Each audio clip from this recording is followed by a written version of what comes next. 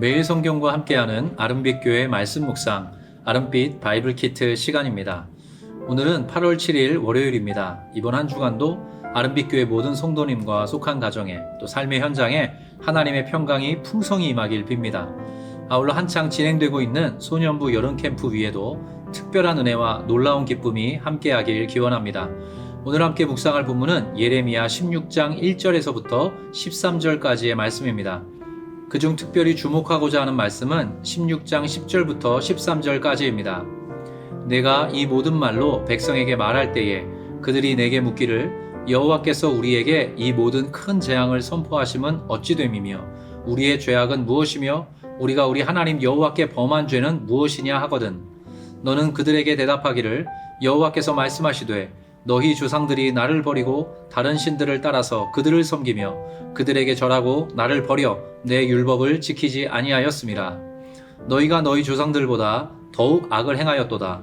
보라, 너희가 각기 악한 마음의 완악함을 따라 행하고 나에게 순종하지 아니하였으므로 내가 너희를 이 땅에서 쫓아내어 너희와 너희 조상들이 알지 못하던 땅에 이르게 할 것이라. 너희가 거기서 주야로 다른 신들을 섬기리니 이는 내가 너희에게 은혜를 베풀지 아니함이라 하셨다 하라. 눈물의 선지자 예레미야는 참으로 슬픈 삶을 살았습니다. 예언자, 선지자로서의 사명을 부여받는 순간부터 반역한 이스라엘을 향한 하나님의 분노와 심판을 이야기해야만 했습니다. 예레미야는 전하고 싶지 않았던 말씀도 있었지만 그걸 자기 스스로 결정해서는 안 되었습니다. 때로 눈물을 철철 흘리면서 이스라엘을 향해 하나님의 심판 메시지를 전해야 했던 예레미야. 바라보기에 너무나도 안타깝습니다. 그는 실제로 뭇사람으로부터 많은 외면을 받았습니다. 고립된 선과 같은 존재였다고나 할까요? 또 하나님께서는 예언자에게 특별한 삶의 방식을 요구하기도 하셨습니다. 일종의 그림 언어, 행동으로 보여주는 메시지라고 할 수 있습니다. 예레미야는 사람들이 보기에 납득하기 힘든 행동들을 해야만 했습니다.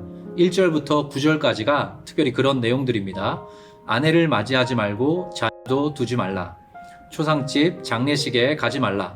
잔칫집에 들어가지 말라.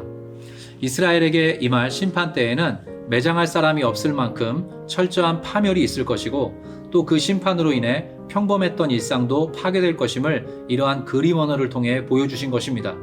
예레미야의 별명 눈물의 선지자라는 표현을 다시 떠올려 보게 만드는 말씀입니다. 여러분께서도 한 절 한 절 말씀을 읽어가면 이러한 명령을 받고 그에 따라야만 했던 예레미야의 고통 어린 마음을 헤아려 보실 수 있을 것입니다.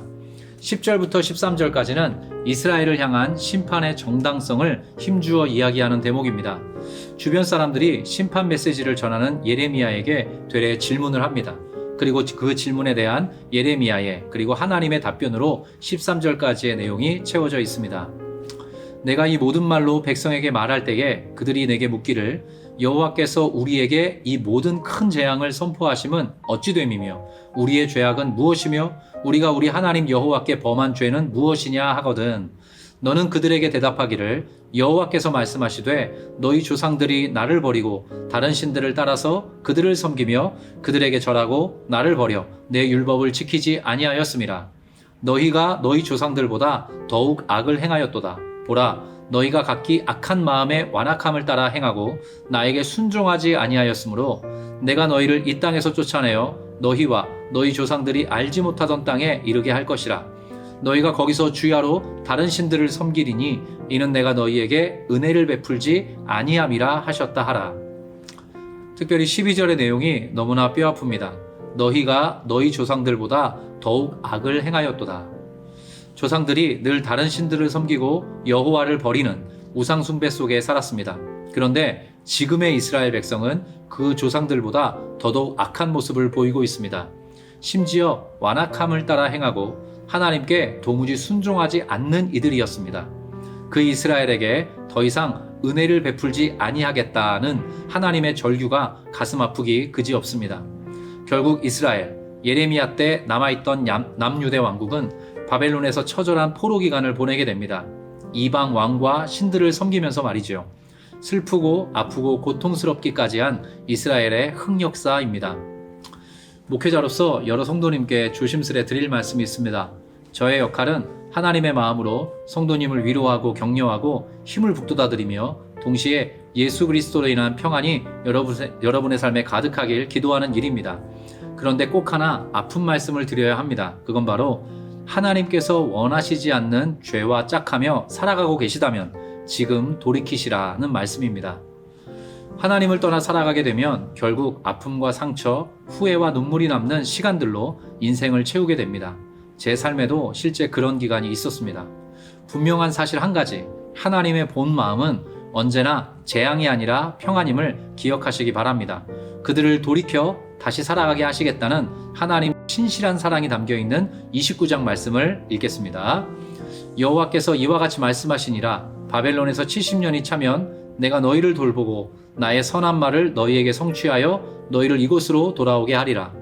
여호와의 말씀이니라. 너희를 향한 나의 생각을 내가 아나니 평안이요 재앙이 아니니라. 너희에게 미래와 희망을 주는 것이니라. 너희가 내게 부르짖으며 내게 와서 기도하면 내가 너희들의 기도를 들을 것이요 너희가 온 마음으로 나를 구하면 나를 찾을 것이요 나를 만나리라. 함께 기도하겠습니다. 하나님 아버지, 은혜와 사랑에 감사드립니다. 고통스러운 역할을 감당해야만 했던 예레미야의 마음을 헤아려 봅니다. 하나님께서 주신 사명을 감당하고자 눈물 마를 새 없이 아픈 경고의 메시지를 같은 민족을 향해 쏟아냈어야 했던 예레미야. 지금도 혹여라도 하나님께서 세우신 그 자리에서 눈물과 한숨, 아픔과 고통으로 하루하루를 견디며 걸어가고 있는 성도가 있다면 하나님께서 불쌍히 여겨주시고 그를 붙드사 안위하여 주시옵소서. 이스라엘 백성은 스스로가 멸망을 자초했으면서도 자신들에게 이러이러한 재앙이 임하는 이유를 예레미야에게 물었습니다. 언제까지나 깨어있게 하여 주시옵소서. 죄에 대해서 민감하게 하시고 하나님을 바라고 믿으며 살아가는 참 성도 되게 하여 주시옵소서. 구약의 이스라엘 백성의 어리석음을 반복하지 않도록 은혜와 지혜와 분별력을 우리 모두에게 허락하여 주시옵소서. 여호와의 말씀이니라. 너희를 향한 나의 생각을 내가 아나니 평안이요 재앙이 아니니라.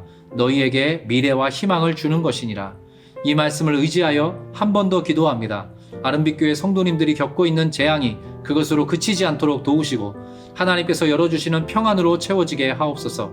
그 끝에 하나님 안에서 예수 그리스도를 친구 삼아 진실히 교제하며 살아가는 아름답고 건강하며 기쁨 가득한 성도의 삶이 되도록 간섭하여 주옵소서. 또한 이 무더운 여름 날씨 속 모든 아름빛교회 성도님과 귀한 청년들, 연로하신 어르신과 어린아이들을 당신의 날개 그늘 아래 지켜 보호하여 주시옵소서. 맡겨드리며 주 예수 그리스도의 이름으로 기도합니다. 아멘.